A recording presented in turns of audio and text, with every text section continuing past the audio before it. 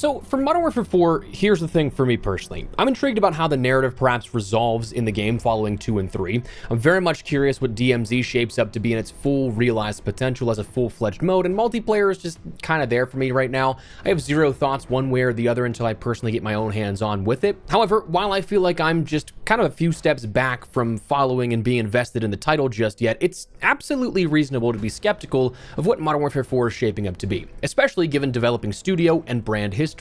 Neither have been particularly forthright in the past that I'd take this with a healthy dose of skepticism, but if it's a completely honest set of statements, we might have some good news from Modern Warfare 4. Today, we're taking a look at what that stuff is, so drop your thoughts as we go along, drop a like if you enjoy the video, and make sure to subscribe for more Modern Warfare 4 and other FPS coverage here as we gear up for a pretty busy fall of games upcoming that I'd love to have in the community. And finally, check out my friends over at Advanced GG, where code Espresso can get you 10% off your entire order, but more on that a little later.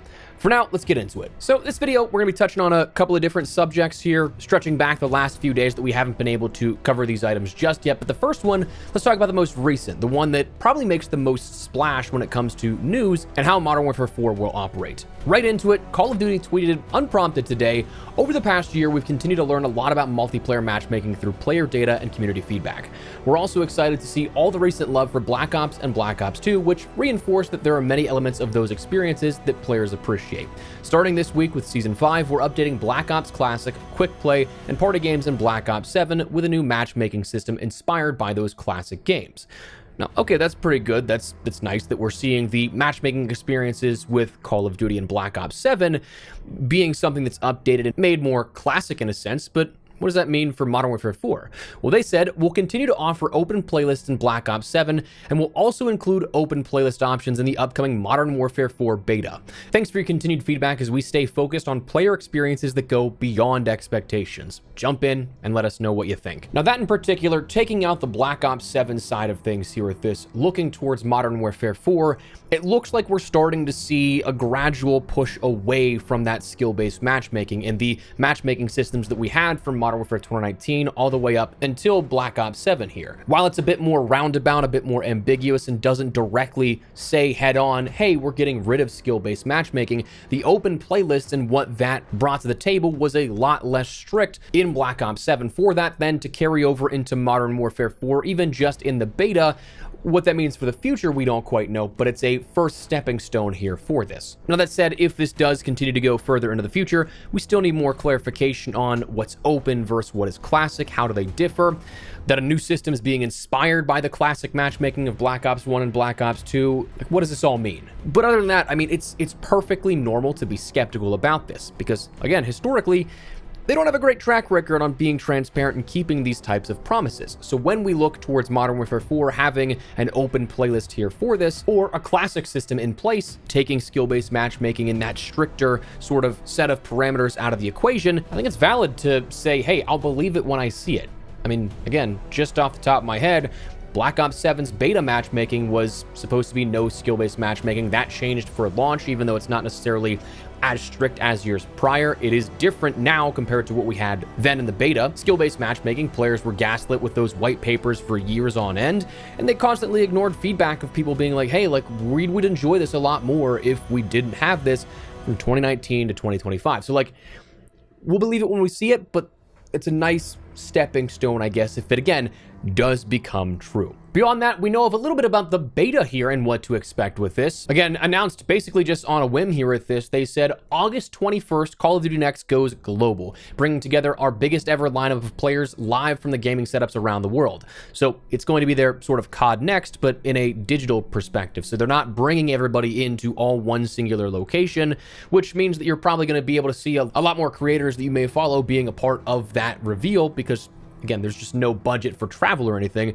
They're just going to be a playable version. But then the biggest part about that is they said that then it's your turn. Jump into Modern Warfare 4 Beta Weekend 1 with pre-order access, followed by Weekend 2 open for everyone from August 28th to September 1st. So that said, the sort of COD Next reveal event is going to lead directly into the multiplayer beta. It's quite possible those servers even open up as of the time of that happening, that everybody gets a chance to play all at that same time. Now, the first weekend, again, is going to be something that is requiring a beta code, likely with plenty of giveaways to follow. They already did that with COD Champs, where it was a viewership reward, if I'm not mistaken. But if you pre-order or have a code, you can access that first weekend, and it'll be available on Xbox Series X and S, PlayStation 5, and PC. A reminder that, again, it's not on this last generation of consoles of PlayStation 4 and Xbox One. Then the second weekend, though, is a little bit different because, one, it's an open beta. So that means that regardless if you pre-ordered, regardless if you have a code, doesn't matter. All you have to do is just download the game and you can jump in and play. But the other big difference is that, well, it's for Xbox Series X and S, PlayStation 5, PC, and Nintendo Switch 2.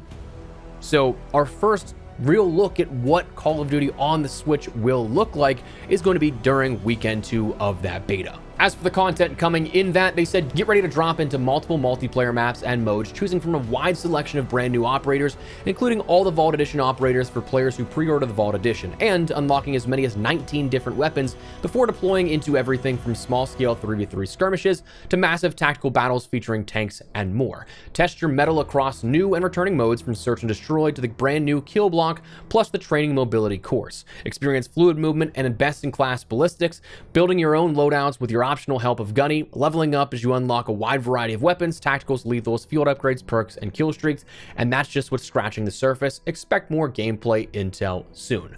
So out of that, you end up learning that you have 19 different weapons coming, the Vault Edition operators, and likely camos and skins are probably going to be coming along with that as well, as we've seen in the last couple of years.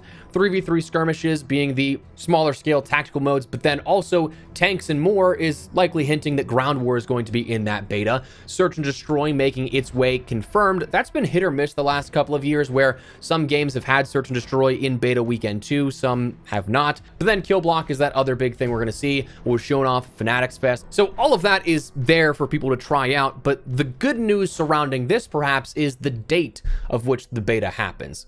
August 21st to September 1st is a good amount of time here before the game actually launches. So what you have to consider when you're launching a game of any size, but when a game is this big, you need to have, for changes to be made, ample time for that beta to conclude before you can end up shipping the game if you want any sort of feedback to be taken into account and perhaps any adjustments to be made. You've probably got a window of about 4 to 5 weeks out from launch when everything is finalized. So like that entirety of October, I can almost guarantee you the game is not being touched. It's just being prepped for a day one update, perhaps digital storefronts, any physical versions that are going out to mom and pop shops, press to disc, all that kind of stuff. That's when the game has gone gold.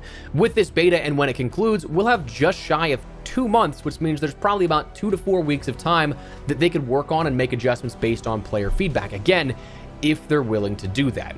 Have they in the past? Some have, some not so much.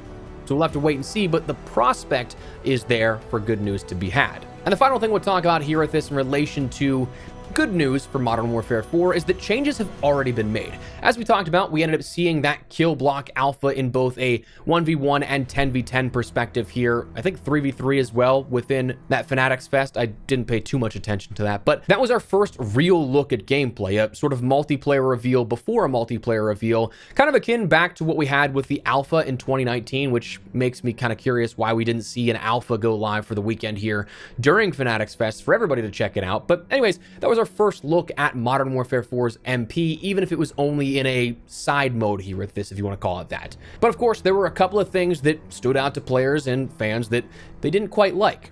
The first of which that made probably the biggest impact was that of the hands-on showcasing a little bit of the pre-alpha builds, where the thing that was most notable was the muzzle flash VFX. That was showcasing a ton of smoke around the muzzle where you could basically not see too well, obscuring your view when you were shooting. Obviously a very big problem when it comes to the full game, but they ended up actually even addressing this, saying that they've fixed it already and showed a before and after comparison to showcase what these look like. Now, whether or not it still could be tuned a little further, that's entirely subjective and up to you. I personally think so. But to see the quick reaction to that, to showcase the transparency of this is what it was, this is what it's going to be, is a nice look. Not to mention, we also ended up seeing, they said, we see the conversation around weapon progression. We've got more to share on leveling and the grind soon. We got you on this. So sounding like it is going to be something that's more favorable for the player in that sense. That kind of stuff, of course, is dependent upon more information, which they will be releasing soon. But for the time being, that is what we have with Modern Warfare 4, where again, perfectly normal to be skeptical. I myself am. But if this kind of stuff does shape up to be exactly as stated to be, it's some good news to the overall experience. So that said, that's where we're going to wrap it up. But before we do, a quick heads up, we have partnered with my friends over at Advanced GG. Again, as we've mentioned, a bit under the radar the last few months, but now going into the summer, ramping that up more and more. Advanced is the healthier energy supplement option where I use it daily as my comparable cup of coffee. Currently drinking that raspberry lemonade. Magic Rainbow Sherbet's also another one that's one of my favorites, but I'd highly recommend, and we actually co-branded that along with a few other items on their site, like a 26-ounce ice shaker. But love this stuff. If you're looking for a replacement for your own cup of coffee, give it a try. If you decide to give it a go, code Espresso and get 10% off your entire order. But no sweat, appreciate you hearing me out on this. And of course, just checking in on the videos here that you made it this far. But that's what we're going to call it. So let me know your thoughts down below. What do you guys think of these sort of updates that were being given from the Call of Duty brand and Infinity Ward about Modern Warfare 4? Do you think these are positive signs and pushes for the right direction? Let me know. If you guys enjoyed the video, you found it at all insightful, do me a favor and drop a like on it. And if you're new to the channel, make sure you subscribe so you don't miss a single thing regarding all things Modern Warfare 4 and even more FPS content I'd love to have in the community. We got a busy fall upcoming, so would love to have you along for the ride. But for now, thanks so much for watching. Mine has been Espresso. I'll see you later. Take care and peace.